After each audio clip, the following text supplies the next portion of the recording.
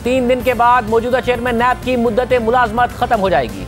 नया चेयरमैन नैब कौन होगा अभी फैसला नहीं हुआ, मगर हुकूमत ने अपने इरादे वाजे कर दिए हैं। मौजूदा चेयरमैन नैब की मुद्दत मुलाजमत में तौसी होगी और वो उस वक्त तक चेयरमैन नैब रहेंगे जब तक नए चेयरमैन नैब की तकरीर नहीं हो जाती। साथ ही हुकूमत ने आज इशारा दिया है कि वो नए चेयरमैन नैब के लिए मौजूदा चेयरमैन के नाम पर भी गौर कर रही है। इसलिए हुकूमत कल एक अहम ऑर्डिनेंस लाने जा रही है जिसके तहत नैब कानून में तरमीम की जाएगी और मौजूदा चेयरमैन की मुद्दत मुलाजमत में तौसी होगी जब तक नए चेयरमैन की तैनाती नहीं हो जाती। मौजूदा चेयरमैन नैब अपने ओहदे पर बरकरार रहेंगे।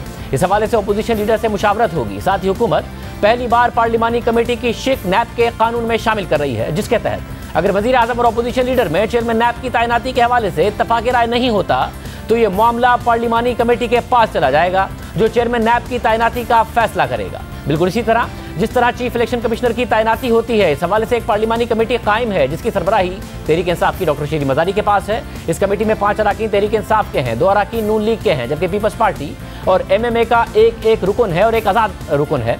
अब यहाँ एक सवाल उठता है कि वज़ीर आज़म इमरान खान अपोजिशन लीडर शहबाज शरीफ से मुशावरत करेंगे या नहीं, क्योंकि हुकूमत ये पोजीशन लेती रही है कि वज़ीर आज़म इमरान खान अपोजिशन लीडर शहबाज शरीफ से किसी सूरत मुशावरत नहीं करेंगे।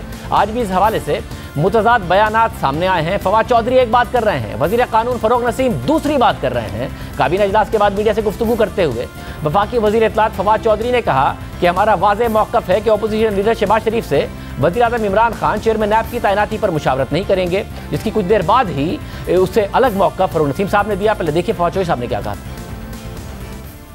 अभी भी मैं समझता हूं कि अपोजिशन को अपना लीडर ऑफ अपोजिशन तब्दील करना चाहिए ताकि हम नैब के चेयरमैन के ऊपर कंसल्टेशन कर सकें। अपोजिशन ने अभी तक इस ज़मन में कोई कदम नहीं उठाया। अपोजिशन के पास ऐसा बंदा भी कोई नहीं है। वैसे फ्रंट रोज में कोशिश करते कि जूनियर मेंबर को ले आते सामने। वज़ीर आज़म साहब बड़ी वाज़ेह तौर पर ये बात कह चुके हैं, शहबाज शरीफ खुद जो है वो मुल्ज़म है नैब के, और ये शहबाज शरीफ से पूछ के अगला चेयरमैन लगाना ऐसा ही होगा कि हम चोर से पूछें कि आप बताइए आपका तफ्तीशी कौन होगा। लिहाजा इस पे हमारा बिल्कुल वाज़ेह एक मौक़िफ़ है, हम शहबाज शरीफ साहब से कंसल्टेशन नहीं करेंगे अगले चेयरमैन की तैनाती के लिए।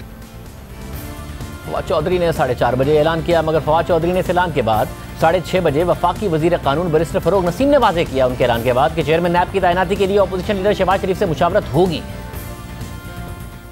जब तक नए चेयरमैन नहीं अपॉइंट होंगे तो जो एग्जिस्टिंग चेयरमैन है he will continue to act as chairman. पहले ये हमारे दरमियान ये डिस्कशन चल रहा था, किसी के खिलाफ केस हो उससे मुशावरत ना की जाए। दोबारा से डिस्कशन हुआ है कि ऐसा ना करें, क्योंकि सिर्फ इस बिना पे कोई इसको चैलेंज कर दे। इसका मतलब शहबाज शरीफ से ही मुशावरत होगी। जी हाँ, ऐसे ही है, उनसे कंसल्टेशन किया जाएगा। अगर कानून ये कहता है कि लीडर ऑफ अपोजिशन से मुशावरत करनी है तो फिर करनी है। सुप्रीम कोर्ट का एक जजमेंट है जो ये कहता है कि अगर आपको मुशावरत करनी है तो आप इन राइटिंग करें। हम फिर वही करेंगे, और पहले भी बहुत दफा लीडर ऑफ अपोजिशन से जो मुशावरत हुई है वो इन राइटिंग हुई है, और अगर किसी वजह से डेडलॉक कायम रहता है तो वो फिर पार्लिमानी कमेटी को रेफर किया जाएगा। और फिर अटॉर्नी जनरल का बयान सामने आया कि वज़ीर आज़म इमरान खान अपोजिशन लीडर शहबाज शरीफ से मुशावरत करेंगे, मगर इसके बाद फिर रात 8 बजे वफाकी वज़ीर फवाद चौधरी ने कहा कि शहबाज शरीफ से मुशावरत नहीं हो सकती। एक बात आपने तय कर ली है कि शहबाज शरीफ साहब से कंसल्टेशन नहीं होगी। नहीं, उनसे कंसल्टेशन नहीं हो सकती ना। उनसे कंसल्टेशन होनी होती तो फिर तो लॉ में अमेंडमेंट की जरूरत ही नहीं है। हुकूमती वज़रा अलग अलग बात कर रहे हैं, इस हवाले से मज़ीद बात करेंगे। हमारे साथ मौजूद हैं वफाकी वज़ीर कानून बैरिस्टर फ़रोग़ नसीम साहब। फ़रोग़ नसीम साहब, बहुत शुक्रिया हमें शो में ज्वाइन करने के लिए। वैसे साहब, आज बड़ा फैसला हुआ। पहले तो फवाद चौधरी साहब ने प्रेस कॉन्फ्रेंस की कि अपोजिशन लीडर से कतई तौर पर मुशावरत नहीं होगी, फिर आपने मीडिया से गुफ्तगू की कि फैसला हुआ है अब कि मुशावरत होगी और तहरीरी तौर पर होगी। फिर अटॉर्नी जनरल साहब का बयान आया, उन्होंने भी आपकी बात की ही आप वाली बात की कि हाँ जी मुशावरत होगी, मगर फिर फवाद चौधरी साहब का स्टेटमेंट सामने आया मीडिया पर कि मुशावरत कतई तौर पर नहीं होगी। मतलब होगी या नहीं होगी क्या, क्योंकि आप वज़ीर कानून हैं, आप बताइए। मेरे हिसाब से तो होगी, और उसमें कुछ जो पोजीशन है वो ऐसी है कि जब तक नए चेयरमैन साहब कोई अपॉइंट नहीं होते तो जो एग्जिस्टिंग चेयरमैन है वो कंटिन्यू करेंगे ताकि कोई लकूना नहीं रहे, काम जो है उसका हर्ज नहीं हो, और उनके पास वो तमाम पावर्स होंगी जो कि चेयरमैन के पास होती हैं। और जो वर्ड है नॉन एक्सटेंडेबल का उसको हटा दिया जाएगा, ताकि नए जो भी चेयरमैन हो उसमें प्रेजेंट चेयरमैन को भी कंसिडर किया जाएगा और माजी के चेयरमैन को भी कंसिडर किया जाएगा, नए लोगों को भी किया जाएगा, जैसे मैं डे वन से कह रहा हूँ, और बेस्ट आदमी उसमें सिलेक्ट किया जाएगा। इनका भी चांस है और लोगों का भी चांस है, लेवल प्लेइंग फील्ड है। आइडिया ये है कि leader of opposition, leader of house दोनों कंसल्टेशन कर लें। अगर कंसल्टेशन कामयाब नहीं होता तो पार्लिमानी कमेटी में मामला जाता है। और क्योंकि हुकूमत की पोजीशन थी कि लीडर ऑफ द अपोजिशन से मुशावरत नहीं करनी है, क्या वजह हुई? क्या कोई कानूनी चीज़ ऐसी सामने आई जिसकी वजह से ये फैसला किया गया कि मुशावरत करनी चाहिए?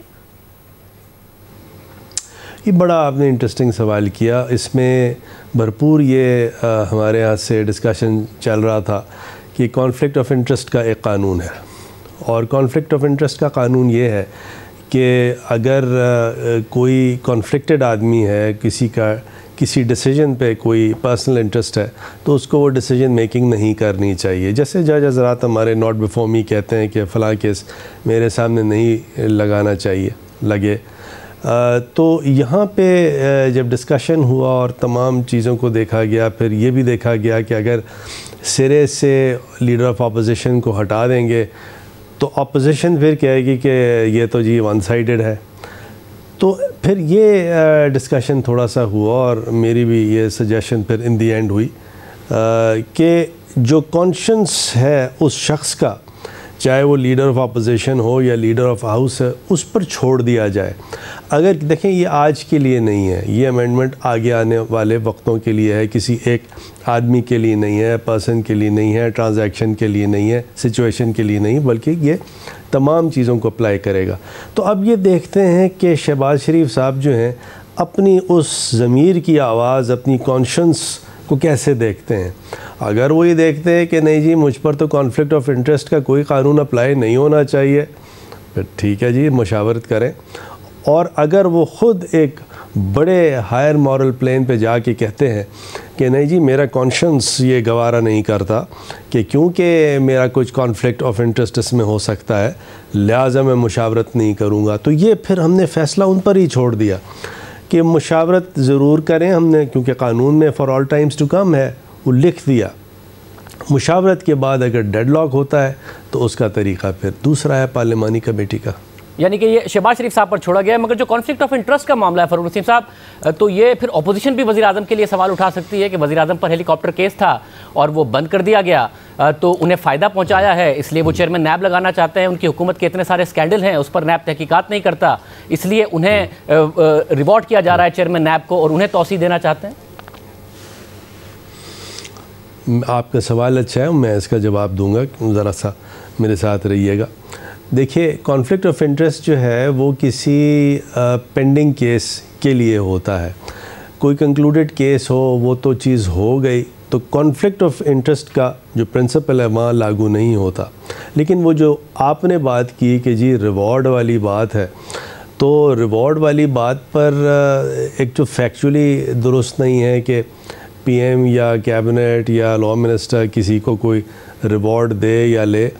देखिए जो भी उन्होंने काम किया, अपनी चेयरमैन नैब की बात कर रहा हूँ, अपनी न्यूट्रलिटी से किया, अपनी ईमा पे किया। उनको जज करने वाले या अदालतें हैं या अल्लाह की ज़ात है, तो ये एक्चुअली यहाँ रेलेवेंट नहीं है वो बात भी कि जी रिवॉर्ड किया जा रहा है, क्योंकि कितने ऐसे केसेस हैं जिसमें ये नहीं कहा जा सकता कि चेयरमैन नैब या नैब की ऐसी परफॉर्मेंस रही है कि बिल्कुल हुकूमत के हिसाब से कोई चीज़ हुई हो, और वो हो भी नहीं सकती क्योंकि नैब एक इंडिपेंडेंट इदारा है। तो यहाँ पर ये रिवॉर्ड वाली भी चीज़ एप्लीकेबल नहीं है, और रिवॉर्ड वाली चीज़ एक्चुअली कोई लीगल प्रिंसिपल तो है नहीं। असल चीज़ कॉन्फ्लिक्ट ऑफ इंटरेस्ट है और वो पेंडिंग केसेस के लिए होती है।